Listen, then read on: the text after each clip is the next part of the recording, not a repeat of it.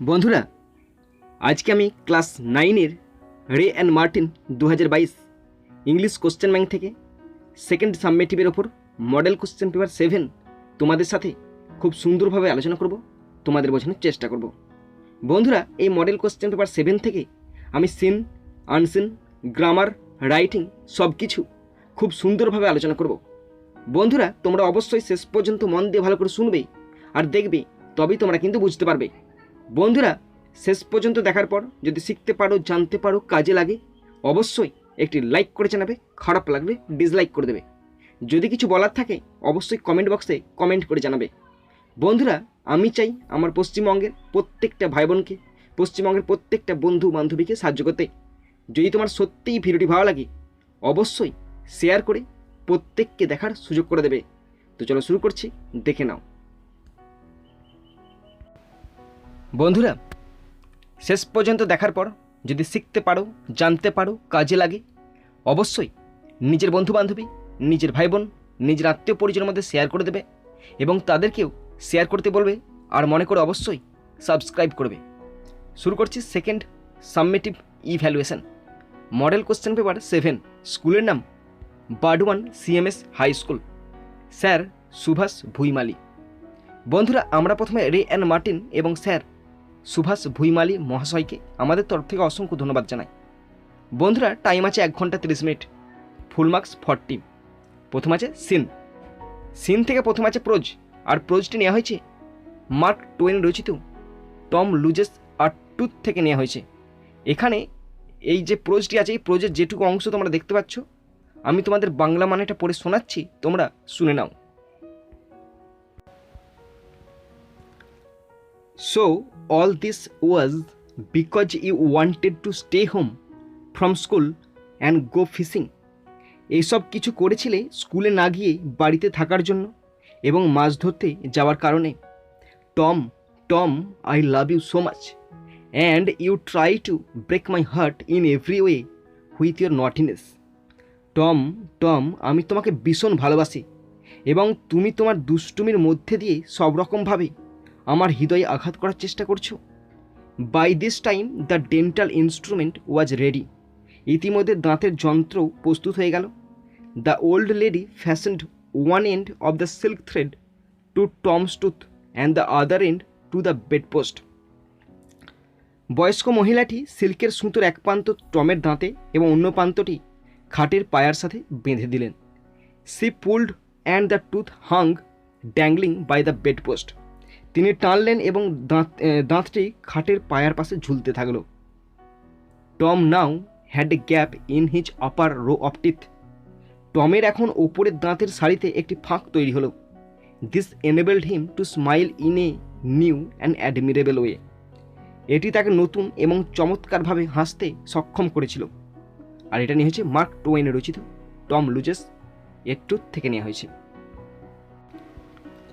বন্ধুরা, এরপরে আমি সিন থেকে কোশ্চেনগুলো আলোচনা শুরু করছি। তোমরা প্রত্যেকটি কোশ্চেন ভালো করে শুনবে আর ভালো করে বুঝবে এবং কোশ্চেনে যেটুকু আনসার চেয়েছে সেটুকু আনসার তোমরা নিজের ভাষায় সহজ সরলভাবে লিখে আসবে, তবে কিন্তু তোমরা পরবর্তীকালে গিয়ে নিজেরা লিখতে পারবে এবং নিজের মধ্যে কনফিডেন্স বাড়বে।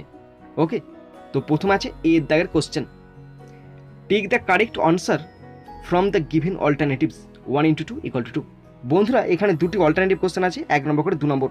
Number 1, the old lady fixed one end of the dental instrument to Tom's loose tooth.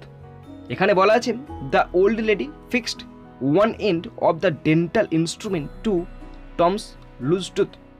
এর মানেটা দেখে নাও। বৃদ্ধ মহিলা দাঁতের যন্ত্রের এক প্রান্ত টমের আলগা, মানে টমের যে দাঁতটা নড়ছিল সেই যন্ত্রের সাথে স্থির করেছিল। বৃদ্ধ মহিলা দাঁতের যন্ত্র বলতে কোনটা বলতো? সে সিল্ক থ্রেড, মানে সিল্কের সুতোটা এক প্রান্ত টমের দাঁতের সঙ্গে বেঁধেছিল আর অন্য প্রান্তটি খাটের পায়ের সঙ্গে বেঁধে দিয়েছিল। ওকে, এখানে option B is the right answer. Question 2, when the tooth was pulled out it started dangling by bedpost. When the tooth was pulled out it started dangling by bedpost. যখন দাঁতটি টেনে বের করা হয় তখন এটি ঝুলতে থাকে খাটের পায়ার কাছে। মানে সুতোটা ধরে আমি যে টান দিলাম দাঁতটা ছিঁড়ে গেল এবং ছিঁড়ে যে ঝুলছে কোথায়? খাটের পায়ের কাছে ঝুলছে। Option D is the right answer. বন্ধুরা এরপর আছে বিয়ের দাগের question. Answer the following questions within 15 ওয়ার্ডস। বন্ধুরা এখানে কোশ্চেন আছে দুটি, এই দুটি কোশ্চেনের আনসার লিখতে হবে 15টা শব্দের মধ্যে, নাম্বার আছে 1 করে 2 নম্বর। ওকে, বুঝতে পারলে? এবার 15টার মধ্যে লিখতে বলেছে, 15টাই লিখতে বলেছে, যখন 15টার মধ্যে লিখবে, 15টার যেন কম লেখো না, এবং 15টার একটা দুটো বেশি হলে কোনো ক্ষতি নেই, কিন্তু 15টাই লিখতে হবে। ওকে, দেখো কোশ্চেনগুলি কী আছে এবং কোশ্চেনগুলি বোঝার পর তোমরা নিজেরা লেখার চেষ্টা করবে।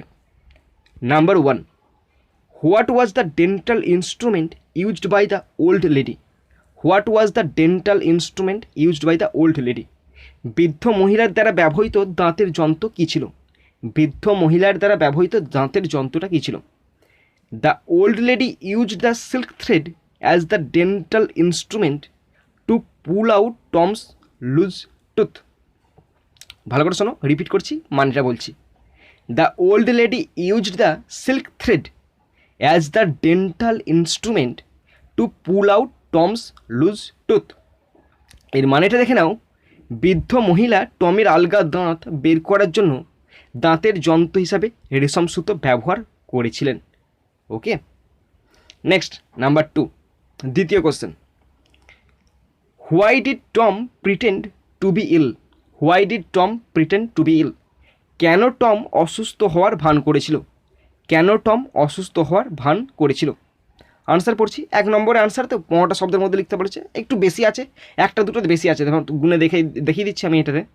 কেন টম অসুস্থ হওয়ার ভান করেছিল? দেখো, Tom pretended to be ill because he wanted to stay home from school and go fishing.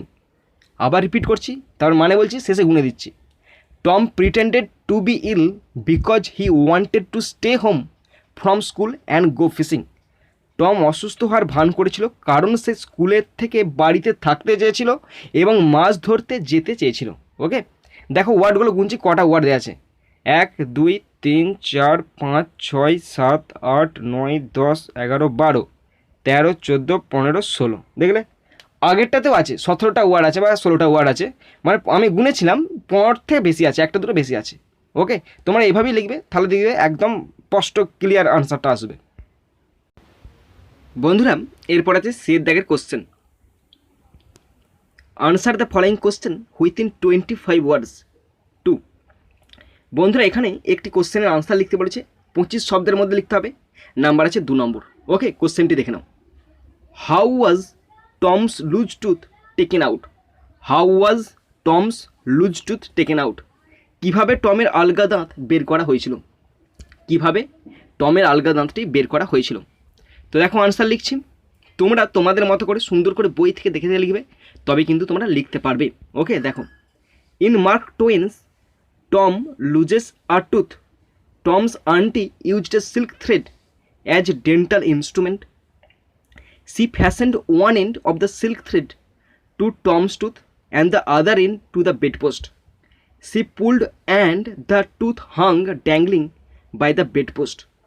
Tom now had a gap in his upper row of teeth. তো আমি রিপিট করে দিচ্ছি, তোমরা ভালো করে শুনে নাও। ওকে, দেখো, in Mark Twain's Tom loses a tooth, Tom's aunty used a silk thread as dental instrument. টমের আন্টি দাঁতের যন্ত্র হিসাবে একটি রেশম সুতো ব্যবহার করেছিল। She fastened one end of the silk thread to Tom's tooth and the other end to the bedpost. তিনি মানে সে সিল্কের সুতোর এক প্রান্ত টমের দাঁতে, অন্য প্রান্ত খাটের পায়াতে বেঁধেছিল। She pulled and the tooth hung dangling by the bedpost. তিনি টেনে আনলেন এবং দাঁতটি বিছানার পাশে ঝুলে রইল। Tom now had a gap in his upper row of teeth. টমের এখন ওপরের সারির দাঁতে ফাঁক হয়েছিল। ওকে বন্ধুরা, এরপরে 2 দাগের পোয়েম আছে, আর পোয়েমটি নেওয়া হয়েছে ফিলিপ লার্কিন রচিত দ্য নর্থ শিপের 2টো স্ট্যাঞ্জা এখানে নেওয়া হয়েছে। এখানে 2টো স্ট্যাঞ্জার বাংলা মানেটা আমি পড়ে শোনাচ্ছি, তোমরা শুনে নাও। দেখো, the third ship drove towards the north. তৃতীয় জাহাজটি উত্তর দিকে গেল। Over the sea the darkening sea. সমুদ্রের ওপরে তমসাচ্ছন্ন সমুদ্রে। But no breath of wind came forth. কিন্তু বাতাসের কোনো শ্বাস বেরিয়ে এলো না। অ্যান্ড দ্য ডেক্স শোন ফ্রস্টলি। এবং তুষারে আবৃত পাটাতন ঝকমক করতে লাগলো। The northern sky rise high and black, অনেক ওপরে উত্তরের আকাশ কালো হয়ে উঠল। Over the proud unfruitful sea, প্রতিকূল দাম্ভিক সমুদ্রের ওপর। East and west the ships came back, পূর্ব পশ্চিমের জাহাজগুলি ফিরে এলো। হ্যাপিলি অর আনহ্যাপিলি, সুখে বা দুঃখে। আর এটা নেওয়া হয়েছে ফিলিপ লার্কিন রচিত দ্য নর্থ শিপ থেকে নেওয়া হয়েছে। বন্ধুরা, এরপরে আমি পোয়েম থেকে কোশ্চেনগুলো আলোচনা শুরু করছি। তোমরা প্রত্যেকটি কোশ্চেন ভালো করে মন দিয়ে শুনে নেবে এবং বুঝে নেবে, এবং প্রত্যেকটি কোশ্চেন আনসার তোমরা কিন্তু নিজেরা করার চেষ্টা করবে, তবেই কিন্তু তোমাদের মধ্যে কনফিডেন্স বাড়বে। ওকে, তো প্রথমে আছে এ দাগের question, take the correct answer from the given alternatives.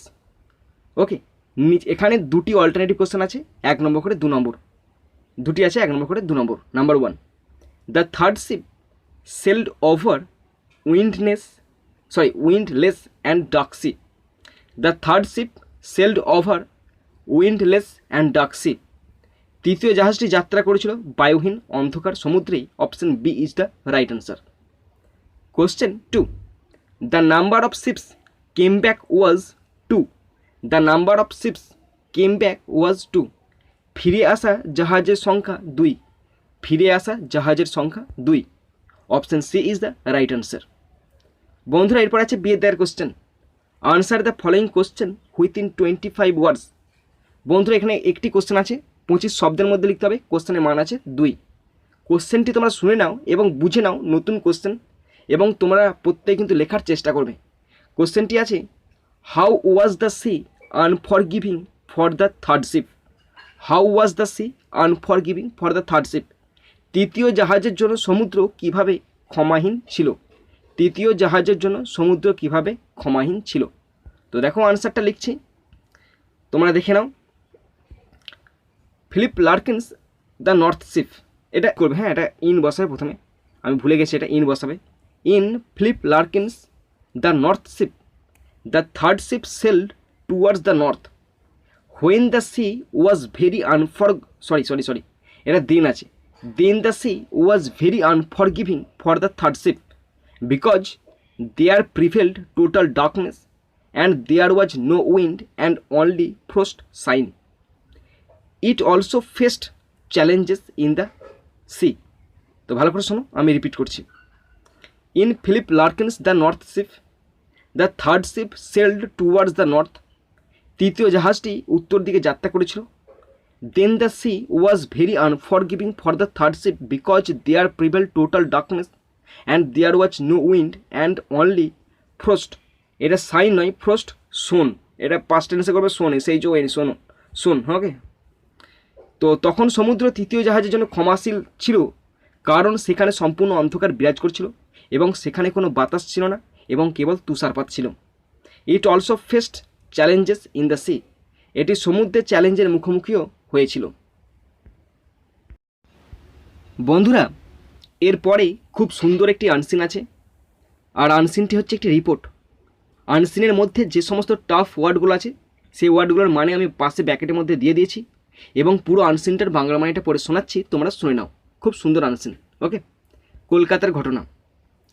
This June was the wettest in Kolkata in at least 5 years, despite a 10-day dry spell immediately after monsoon hit the city and South Bengal on June 11. 11 June শহর এবং দক্ষিণবঙ্গে বর্ষা আসার পরপরই 10 দিনে যে শুষ্ক আবহাওয়া ছিল, সেই শুষ্ক আবহাওয়া থাকা সত্ত্বেও এই জুন মাসটি কমপক্ষে 5 বছরের মধ্যে কলকাতায় সবচেয়ে বেশি আর্দ্র ছিল। Kolkata received 51% more rainfall than normal last month, following 4 years of deficient showers in June. বলছে যে এই যে আগামী 4 মাসের মধ্যে এই গত জুন মাসেতে কলকাতাতে সবচেয়ে বেশি বৃষ্টি হয়েছিল এবং সেটা ছিল 51% বেশি। Okay, the city also recorded its warmest day of the season in June after the arrival of monsoon. বর্ষার আগমনের পর শহরটি জুন মাসে মৌসুমীর উষ্ণতম দিনও রেকর্ড করেছে। According to meteorologist, the rainfall deficiency would have continued had it not been for an exceptionally strong cyclonic circulation and the timely revival of monsoon currents. আবহাওয়াবিদদের মতে বৃষ্টিপাতের ঘাটতি অব্যাহত থাকতো যদি এটি একটি ব্যতিক্রমী শক্তিশালী ঘূর্ণিঝড় সঞ্চালন এবং মৌসুমী স্রোতের সময়মতো পুনরুজ্জীবন না হতো। Kolkata received 419.7 mm rainfall in June. তো জুন মাসে কলকাতায় 419.7 মিমি বৃষ্টি হয়েছে। The highest June rainfall recorded in the last 5 years was 240 mm in 2017। গত 5 বছরে সবচেয়ে বেশি জুনে রেকর্ড করা হয়েছে 240 মিমি বৃষ্টিপাত 2017 সালে। ইট ওয়াজ 40% বিলো নর্মাল, এটা স্বাভাবিকের থেকে 14% কম। The director of regional meteorological centre RMC GK Das said, while it seemed that this year could be even drier, the monsoon current started moving and cyclonic circulation struck। তো এখানে বলা আছে আঞ্চলিক আবহাওয়া কেন্দ্রের পরিচালক GK দাস বলেছেন, যদিও মনে হয়েছিল যে এই বছর আরও শুষ্ক হতে পারে, কিন্তু মৌসুমী স্রোত চলতে শুরু করে এবং একটি ঘূর্ণিঝড় সঞ্চালন আঘাত হানে। The two combined to generate 162.6 mm rainfall on June 26, which was the highest on a June day in a decade। দুটি মিলিত হয়ে 26শে জুন 162.6 মিমি বৃষ্টি হয়, যা এক দশকের মধ্যে জুন দিনে সর্বোচ্চ ছিল। North Bengal received heavy shower through the month, while south Bengal রিমেন্ড relatively dry for the last 1 week। উত্তরবঙ্গে পুরো মাস জুড়ে ভারী বৃষ্টি হয়েছে, যেখানে দক্ষিণবঙ্গ গত এক সপ্তাহ ধরে তুলনামূলকভাবে শুষ্ক ছিল। আর এটা নেওয়া হয়েছে দ্য টাইমস অফ ইন্ডিয়া থেকে, ইন্ডিয়ার নিউজ পেপার থেকে নেওয়া হয়েছে 2018 সালের 4 জুলাইয়ের ঘটনা। ওকে বন্ধুরা, এরপরে আনসিন থেকে কোশ্চেনগুলো আলোচনা শুরু করছি। তোমরা প্রত্যেকটি কোশ্চেন মন দিয়ে শুনবে আর দেখবে, তবেই তোমরা কিন্তু বুঝতে পারবে। বন্ধুরা, প্রথমে আছে এ দ্যার question, write T for true and F for false in the boxes 1 into 4 equal to 4। বন্ধুরা, এখানে ট্রু ফলস আছে। যদি ট্রু হয় টি, ফলস হলে এফ করতে হবে এবং সাপোর্টিং স্টেটমেন্ট লেখার দরকার নেই। 4টি কোশ্চেন আছে, 1 নম্বর করে 4 নম্বর। Number 1, the month of June was the wettest in Kolkata. The month of June was the wettest in Kolkata. June মাসটি কলকাতায় সবচেয়ে আর্দ্র ছিল। জুন মাসটি কলকাতায় সবচেয়ে আর্দ্র ছিল, হ্যাঁ আর্দ্র ছিল, তাই এখানে ট্রু হবে। আর ট্রুর জন্য এখানে টি লিখতে বলেছে, তাই টি লিখেছি। Okay next, number 2, north Bengal was relatively dry for the last week, while the South Bengal received heavy shower। North Bengal was relatively dry for the last week, while the South Bengal received heavy shower। গত সপ্তাহে উত্তরবঙ্গ তুলনামূলকভাবে শুষ্ক ছিল, যখন দক্ষিণবঙ্গে ভারী বৃষ্টি হয়েছে। তো তোমাদের সাধারণ একটা বুদ্ধি থাকা দরকার যে উত্তরবঙ্গ কখনো শুষ্ক থাকতে পারে না, জল তো হবেই, তাই এটা ফলস হবে, আর ফলসের জন্য এফ লিখেছি। Okay next, number 3, this year the rainfall on June 26 was the highest in a decade. This ইয়ার মানে 2018 সালে the rainfall on June 26 was the highest in a decade. এই বছর মানে 2018 সালে 26শে জুন বৃষ্টিপাত হয়েছিল এক দশকের মধ্যে সর্বোচ্চ, হ্যাঁ হয়েছিল, তাই এটা ট্রু হবে, আর টি লিখেছি আমি। Number 4, the highest rain recorded in the last 5 years in the month of June 2017 was normal। The highest rain recorded in the last 5 years in the month of June 2017 was normal। বলছে 2017 সালের June মাসে গত 5 বছরের মধ্যে record করা সর্বোচ্চ বৃষ্টি ছিল স্বাভাবিক। স্বাভাবিক নয়, স্বাভাবিকের থেকে কম ছিল, তাই এটা ফলস হবে, আর ফলসের জন্য এফ হয়েছে। বুঝতে পারলে না পারলে না। বন্ধুরা, এরপরে আছে বি এর দাগের question, complete the following sentences with information from the passage. Passage থেকে ইনফরমেশান নিয়ে কমপ্লিট সেন্টেন্স করতে বলেছে, 2টি আছে, 2 নম্বর করে 4 নম্বর। ওকে দেখো, আমি তোমাদের শিখিয়ে দিচ্ছি এই কমপ্লিট সেন্টেন্সগুলো কেমন করে করতে হয়। কোশ্চেনটি আছে মিস্টার GK দাস। এইটুকু কোশ্চেন তোমরা আনসিন প্যাসেজটাই মেলাবে। আমি আনসিন প্যাসেজটা ওপেন করছি। তো আনসিন প্যাসেজটাতে যেখানে মিস্টার GK দাস থাকবে না, তারপর থেকে লিখতে হবে। দেখো আমি দেখতে পেয়েছি মিস্টার GK দাস। ওকে, তো মিস্টার GK দাসের পর দেখো ইজ লেখা আছে। তো তিনি কে? ইজ মানে তার কোনো একটা পদ বা তিনি কোন ব্যক্তিত্ব সেটা জানতে চাইছে। তা তিনি কে? দেখো এখান থেকে শুরু হয়েছে the director of regional meteorological centre. তাহলে শুধু সেইটুকু হচ্ছে আনসার, আর বেশি কিছু বাড়ানোর দরকার নাই। যদি তোমরা বাড়াতে পারো বাড়াবে, হোয়াইল ইট সিমড দ্যাট, তিনি কি বলেছেন ওসব লেখার দরকার নাই, শুধু তিনি কি সেটাকেই জানতে চেয়েছে। তাহলে এখানে হবে mister GK Das is the director regional meteorological centre, মানে তিনি আঞ্চলিক আবহাওয়াবিদ কেন্দ্রের একজন ডাইরেক্টর। তো আমি দেখিয়ে দিচ্ছি এখানেও, mister GK Das is the director of regional meteorological centre RMC, মানে মিস্টার জিকে দাস ছিলেন আঞ্চলিক আবহাওয়া কেন্দ্রের একজন পরিচালক। ওকে, তেমনি দুয়ের কোশ্চেনটাও সোজা। দুয়ের কোশ্চেনটি হবে the two combined forces, number 2, the two combined forces to generate highest rain on June 26 were monsoon currents and a cyclonic circulation struck. এখানে বলা আছে কোশ্চেনটি the two combined forces to generate highest rain on June 26 were. এখানে কোশ্চেনটির মানে হলো 26শে June সর্বোচ্চ বৃষ্টিপাতের জন্য দুটি সম্মিলিত শক্তি ছিল, সেই শক্তি দুটো কী কী? Monsoon currents and a cyclonic circulation struck, এবং একটি ঘূর্ণিঝড়। ওকে বন্ধুরা, এরপরে আছে গ্রামার অ্যান্ড ভোকাবুলারি। 4 দাগের A, fill in the gaps with prepositions 1 × 2 = 2। বন্ধুরা, একটি ছোট্ট প্যাসেজের মধ্যে দেওয়া আছে, সেখানে দুটো শূন্যস্থান আছে, শূন্যস্থানে প্রিপোজিশন বসাতে হবে। তো পড়ছি, তোমরা দেখে নাও। Chinaman bowler Kuldeep Yadav left English batsman in a daze with his magical spell of wrist pin in the opening T20 international on Tuesday. তো ডোজের পর হুইথ বসেছে এবং টিউসডে হচ্ছে একটি বার, তাই অন বসেছে। মানে এটা দেখে নাও, চাইনাম্যান বোলার কুলদীপ যাদব মঙ্গলবার প্রথম T20 আন্তর্জাতিকে তার রিস্ট পিনের জাদুকরী স্পেল দিয়ে ইংলিশ ব্যাটসম্যানকে ঝুঁকে ফেলেছেন। ওকে নেক্সট, এরপর আছে বিয়ের দাগ, ডু অ্যাজ ডাইরেক্টেড 1 × 4 = 4।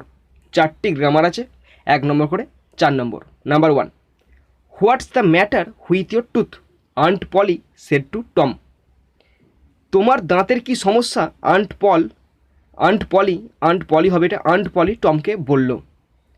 তো এটা ন্যারেশন করতে দিচ্ছে, তোমরা দেখতেই পাচ্ছ, change the mode of narration. আর ন্যারেশনটি আছে ইন্টারোগেটিভ সেন্টেন্সের ন্যারেশন। তো ইন্টারোগেটিভ সেন্টেন্সের ন্যারেশনের ক্ষেত্রে প্রথমে যে রিপোর্টিং ভার্বটি থাকে সেই ভার্বটি আস্কড হয়ে যায়, অথবা ওয়ান্টেড টু নো বসে। তারপরে কোটেশন তোলার জন্য এখানে তেমন কিছু নিয়ম নেই, কিন্তু রিপোর্টেড স্পিচটা যদি WH ওয়ার্ড দিয়ে শুরু হয় তাহলে WH ওয়ার্ড বসবে, আর যদি কোনো অক্সিলারি ভার্ব থাকে তখন ইফ অথবা হোয়েদার বসবে। তারপরে সাবজেক্ট বসবে, ভার্ব বসবে, অবজেক্ট বসবে। তো দেখো, তো এখানে হচ্ছে আন্ট পলি সাবজেক্ট, আন্ট পলি সেড টুর জন্য আক্সড বসেছে, টমকে বললো টম। এখানে WH ওয়ার্ড হোয়াট, তাহলে হোয়াট বসলো। হোয়াটস মানে কি? হোয়াটস মানে হচ্ছে হোয়াট ইজ। ওকে, তাহলে হোয়াট, তারপরে subject matter with your tooth. The matter is আছে না, হোয়াটস মানে ইজ আছে, তাহলে the matter was with your আছে, ইয়োরটা হচ্ছে সেকেন্ড পার্সন টম ছেলে, তাই এখানে হিজ বসবে, with his tooth. Aunt Polly asked Tom what the matter was with his tooth. Next, number 2, he saw his 2 brothers and his sister lying on the plateau turn into a complex sentence. জটিল বাক্যে করতে বলেছে। মানে দেখে নাও, সে তার 2 ভাই এবং তার বোনকে মালভূমিতে শুয়ে থাকতে দেখেছে। তো দেখো, এটা তো দেখতেই পাওয়া যাচ্ছে কীভাবে হবে। হি স মানে কি? হি স দ্যাট, সে দেখেছিল যে হিজ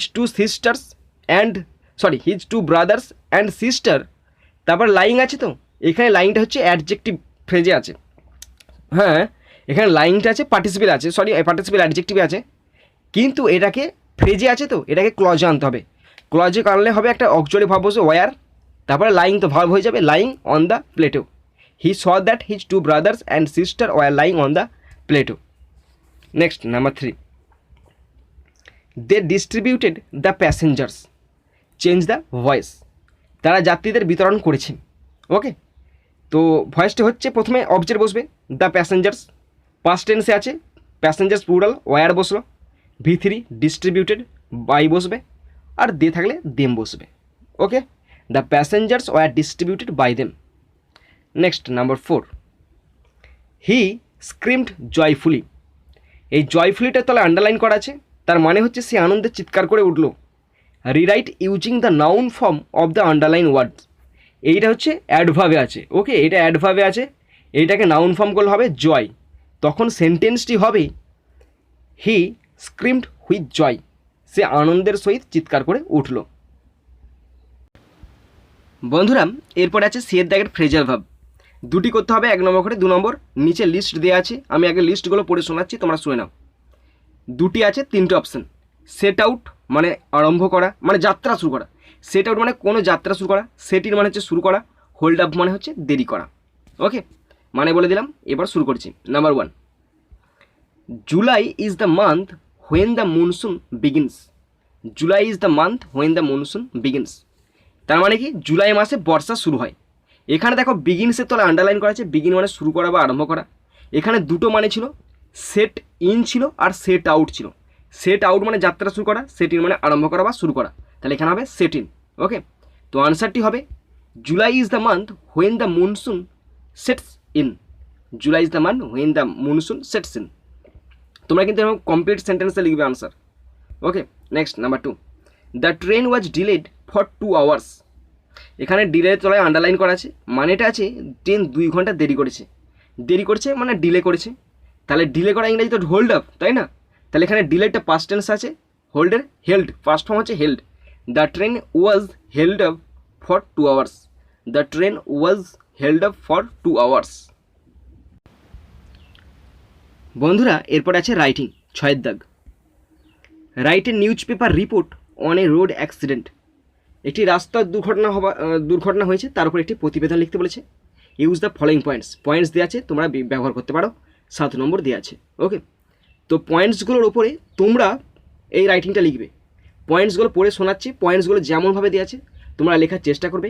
আর আমি একটি ডেমো তোমাদেরকে দেখিয়ে দিচ্ছি কীভাবে রাস্তার দুর্ঘটনা ঘটে। ওকে, তোমরা ডেমোটা দেখে নাও এবং এই রাইটিংটা তোমরা নিজে লেখার চেষ্টা করবে, এটা তোমাদের হোমওয়ার্ক।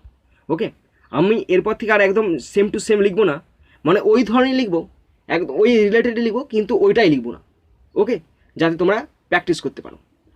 পয়েন্টস আছে ডেট অ্যান্ড প্লেস, জায়গা এবং তারিখ।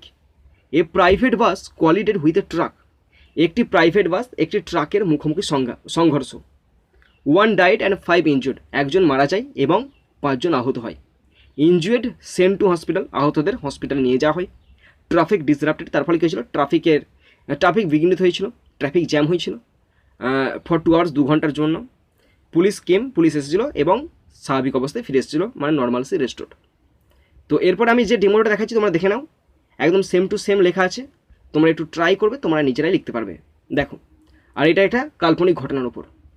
এ বাস কিডস মানে হচ্ছে পিছলে যাওয়া, ব্রেক কষলে যেমন হয় পিছলে যায় সেরকম। 3 কিল্ড অ্যান্ড 70 ইনজুর্ড, 3 জন মারা গেছে এবং 70 জন আহত হয়েছে। তো ঘটনাটি আদৌ গোঘাটে ঘটেনি, আমি একটা জায়গা দিয়েছি এবং সব কিছু কাল্পনিক। ওকে, গোঘাট মে 9। At last 3 persons were killed and 70 others were injured yesterday when a private bus skidded off the road and overturned. এখানে বলা আছে গতকালকে, মানে ধরো আজকে হয়েছে, তো আজকে কি সঙ্গে সঙ্গে বেরোবে, নিউজে দেখাবে, কিন্তু পেপারে আগামীকাল বেরোবে, কারণ পেপার দিনে একবারই আসে আর আজকের খবরটা পরের দিনকে বেরোয়। ওকে, সেটাই হচ্ছে নিউজ পেপারের নিয়ম। তাই গতকাল একটি প্রাইভেট বাস রাস্তা থেকে ছিটকে গিয়ে উল্টে গেল এবং সেখানে 3 জন মারা যাচ্ছে, 70 জন আহত হচ্ছে। The accident occurred at 10 AM near a curve in front of Goghat police station. আর ঘটনাটি ঘটেছিল সকাল 10টার সময় গোঘাট থানার সামনে একটি বাঁকের কাছে। The Howrah bound private bus running at the ব্রেকনেক speed suddenly skidded off the road and overturned while negotiating the curve in front of the police station. এখানে নেগোসিয়েটিং মানেটা আগে বলে রাখি, নেগোসিয়েটিং মানে হচ্ছে কথাবার্তা আলাপ আলোচনা করা, কিন্তু এখানে নেগোসিয়েটিং মানে হচ্ছে অতিক্রম করা, মানে ওভারটেক। পুরো মানেটা শোনে নাও। তো হাওড়াগামী প্রাইভেট বাসটি ব্রেকনেক গতিতে, মানে একদম, মানে মিটারের যে কাঁটা থাকে 100 কত থাকে 40 বা 120 থাকে, সেই সমস্ত কাঁটার ঊর্ধ্বে চলছিল একদম উচ্চ গতিতে, এবং ছুটে এবং আচমকা রাস্তা থেকে ছিটকে পড়ে, ব্রেক মেরে দেয় এবং থানার সামনে একটি বাঁকেতে অতিক্রম করতে গিয়েই উল্টে গিয়ে অ্যাক্সিডেন্ট ঘটায়। ওকে, অ্যাজ এ রেজাল্ট এর ফলে কী হয়েছে দেখো, 3 persons ওয়ার কিল্ড, 3 জন মারা যাচ্ছে অন দ্য স্পট, মানে স্পট ডেট, সঙ্গে সঙ্গে মারা যাচ্ছে। অ্যান্ড 70 আদার্স ওয়ার ইনজুর্ড, আর 70 জন মানে বাসটাতে লোক ছিল এবং 70 জন আহত হচ্ছে। The injured persons were remove to the Arambagh SD hospital, মানে আরামবাগ সাব ডিভিশন হসপিটাল। আর আহতদের কোথায় নিয়ে গিয়েছিল? আরামবাগ সাব ডিভিশন হসপিটাল নিয়ে গিয়েছিল। From where some were let off after they had been given first aid, এবং সেখান থেকে তাদেরকে কিছু ছেড়ে দিয়েছিল। কখন? তাদেরকে প্রাথমিক চিকিৎসা দেওয়ার পর। হয়তো কারো মাথায় লেগেছে, হাঁটু ছিঁড়ে গেছে, তাদেরকে সামান্য ট্রিটমেন্ট করে ছেড়ে দিয়েছে। আদার্স ওয়ার হসপিটালাইজ, এবং যাদের অবস্থা ক্রিটিক্যাল তাদেরকে হসপিটালে ভর্তি করে রেখেছিল। অ্যান ইরেট মানে রুষ্ট জনতা, একদম রুদ্ধ, একদম খেপে গেছে এমন জনতা। মব মানে জনতা, ব্লক দ্য রোড, রাস্তা তো তারা ঘিরে দিয়েছে। And gather the police station সামনে আছে, তারা জড়ো হয়েছে কী করতে? টু প্রোটেস্ট, প্রতিবাদ জানাতে। The police handle the spot, জায়গাটাতে বেশ নিয়ন্ত্রণ রেখেছে। And restore to lathicharge to disperse the angry crowd, এবং এই যে বিক্ষুব্ধ জনতা এদেরকে হটাতে পুলিশ লাঠিচার্জ শুরু করেছে। Movement of traffic in the area was disrupted, মানে ওই জায়গার যে ট্রাফিক সেটা বিঘ্নিত হয়েছে। তার ফলে কী হয়েছে? রেজাল্টিং ইন ট্রাফিক জ্যাম, তারপরে ট্রাফিক জ্যাম শুরু হয়েছে ফর অ্যাবাউট 2 আওয়ার্স, 2 ঘন্টার জন্য। বিফোর নর্মালসি ওয়াজ রেস্টোর, আর সাধারণ অবস্থা বা স্বাভাবিক অবস্থা ফিরে পাওয়ার আগেই। ওকে বন্ধুরা, আরেকটি রাইটিং দেওয়া আছে, রাইটিংটা দেখে নাও। 7 দাগ, write a paragraph on a movie you watched in a lockdown period. তুমি লকডাউন চলাকালীন একটি সিনেমা দেখেছো, সেই সিনেমার উপরে একটি প্যারাগ্রাফ লিখতে বলেছে। You may use the following points, তুমি পয়েন্টসগুলো ব্যবহার করতে পারো, 5 নম্বর দেওয়া আছে। ওকে, তো বন্ধুরা আমি তো একটা ডেমো দেখাচ্ছি, তোমরা ডেমোটা দেখে নেবে, এবং তোমরা লকডাউনে যদি কোনো সিনেমা দেখে থাকো অবশ্যই কিন্তু তার উপর বেস্ট করে লিখবে। আর আমি যে সিনেমাটা লিখেছি সেই সিনেমাটা কিন্তু লকডাউনে রিলিজ হয়নি, তারপরে রিলিজ হয়েছে, মানে এই কয়েক মাস আগে রিলিজ হয়েছে। সুতরাং আমি ডেমো হিসাবে দিচ্ছি, তোমরা দেখে নেবে এবং নিজের দায়িত্ব নিজে নেবে, মানে আমি দেখিয়ে দিচ্ছি কেমন করে লিখতে হবে, আর তোমরা কিন্তু নিজেরা লিখবে। ওকে, দেখো পয়েন্টসগুলো দেখো। টাইটেল, ডাইরেক্টর কে করেছেন, ডাইরেক্টর কে করেছেন, অ্যাক্টার্স কে কে আছে, প্লট কি এবং ক্যারেক্টার্স কারা, মিউজিক কে দিয়েছে, ইওর ফাইনাল ইমপ্রেশন, এবং তোমার শেষে কমেন্ট বা ইমপ্রেশনটা কি। ওকে, তো দেখো টাইটেল দেবে watching a movie in lockdown, লকডাউনে দেখা একটা সিনেমা। হোয়েন লকডাউন স্টার্টেড, যখন লকডাউন শুরু হয়, I was too much excited and happy, আমি তখন তো বিশাল সবাই ছিলাম খুব এক্সাইটেড এবং happy. After half a month I started to feel greatly anxiety and loneliness, আর অর্ধেক মাস যেতে না যেতেই শুরু করে দিয়েছি একাকিত্ব অনুভব করা, উদ্বিগ্ন অনুভব করা শুরু করে দিয়েছি। I could not get energy to run my happy life, আমার এই যে সুখের জীবন কাটাতে আমি কিন্তু কোনো বেগ পাচ্ছিলাম না। It occur to me that I was captured into a hell where I was tortured mentally, এটা আমার কাছে মনে হয়েছিল যেন আমি একটি ঘরে বন্দি আছি এবং আমাকে মানসিকভাবে টর্চার করা হচ্ছে। To keep the mind happy and free, মনকে ফ্রি এবং আনন্দ রাখার জন্য মাই ফাদার, আমার বাবা অ্যাডভাইসড মি, আমাকে উপদেশ দিয়েছিল টু ওয়াচ সাম মুভি, কিছু সিনেমা দেখার জন্য। Only the movies kept me jolly, আর তখন একটা দুটো সিনেমা দেখিনি, অনেক সিনেমা দেখেছিলাম, তাই বলছে অনলি দ্য মুভিজ, কেবলমাত্র সিনেমাগুলো আমাকে আনন্দিত রেখেছিল। My favourite genre is action adventure crime and thriller, আমার প্রিয় ধারা হচ্ছে action adventure crime and thriller. My father recommended an action drama movie Pushpa the rise, আমার বাবা অ্যাকশন ড্রামা একটি মুভি পুষ্পা দ্য রাইজ সুপারিশ করেছিল। The film was directed by Sukumar, ফিল্মটা ডাইরেক্ট করেছিল Sukumar. And the music provided by Devi Sri Prasad, এবং মিউজিক দিয়েছিল DSP. The film achieved 7.9 out of 10 IMDb ratings, আর ফিল্মটা 10 IMDbর মধ্যে 7.9 পেয়েছিল। 90% Google users like this film, 90% Google user পছন্দ করেছিল। দ্য সেন্ট্রাল ক্যারেক্টার ইজ আলু Arjun, central character Allu Arjun and Rashmika Mandanna his heroine, তার নায়িকা। The story of the film is very attractive, আর গল্পের এই সিনেমার যে স্টোরি সেটা ছিল খুবই আকর্ষণীয়। In the film violence erupts between the red sandalwood smuggler and the police charged with bringing down their organisation in the Seshachalam forest of south India. এবং এই ছবিতে যে প্লট বা গল্প সেটা হচ্ছে লালচন্দন পাচারকারী এবং দক্ষিণ ভারতের সেসেলাম বনে তাদের সংগঠনগুলিকে ধ্বংস করার অভিযোগে পুলিশের মধ্যে সহিংসতা ছড়িয়ে পড়ে। After watching the movie I fell totally refreshed, আর ছবিটি দেখার পর আমি সম্পূর্ণ নিজেকে সতেজতা করে তুলি। ওকে, তো বন্ধুরা তোমরা যারা শেষ পর্যন্ত শুনলে বা দেখলে তোমাদের সকলকে আমি ধন্যবাদ জানাই। তো বন্ধুরা এখানেই শেষ করছি ভিডিওটি। সুন্দর থাকবে, সুস্থ থাকবে, টেক কেয়ার, থ্যাংক ইউ, জয় হিন্দ, বন্দে মাতারাম।